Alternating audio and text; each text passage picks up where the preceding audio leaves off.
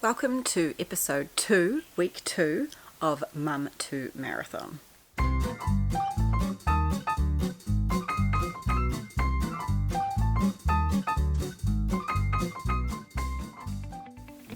So this week I am finally feeling so much better. My pace is starting to settle back to where it used to be normally on an average day, which is 6 minute per kilometre pace. Even with the pushchair, I'm achieving that and being quite comfortable, which I'm pretty stoked at.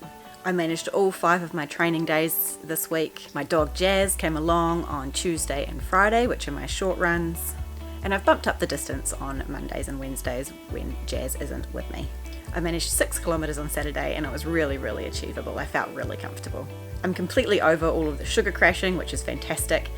This week coming up, we've got a cheat day on Tuesday. We've got some friends coming over and I'm going to make an amazing chocolate and cream cheese brownie. So we'll see how that goes. I'm pretty sure I'll be running a million miles an hour on Wednesday after having that big sugar rush on the Tuesday night. Alrighty, so a wee tip for running this week, we're going to have a look at your shoes. One really good way to see if you've got a really good running technique is to keep an eye on how the soles of your shoes wear. If the soles of your shoes are wearing evenly, then it means that you've got a nice even running technique. If the heel of your shoe is wearing out a lot faster than the rest, that's probably to do with your heel strike. So you need to make sure that you are not striking heavily on your heels when you're running. So you can see here on my shoes, I've got nice even wearing through the ball of the foot here, and then when you look at the heels here, we don't have a huge amount of wear around the back of the heels. So that means that I'm not striking too heavily on my heels. I'm getting most of my push through the middle of my foot, which is always ideal. One thing is if you find that one of your shoes is wearing, particularly on the outside, faster than the other shoe, that probably means that you've got a little bit of an uneven gait in one foot.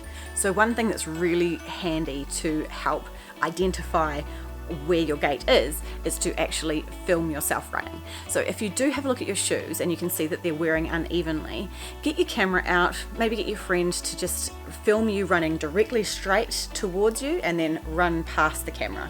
Then you'll be able to see if you've got one foot going out or turning in, and then you can take some steps to correct that, because if you don't correct it, you are going to end up hurting yourself once you get to some longer distances.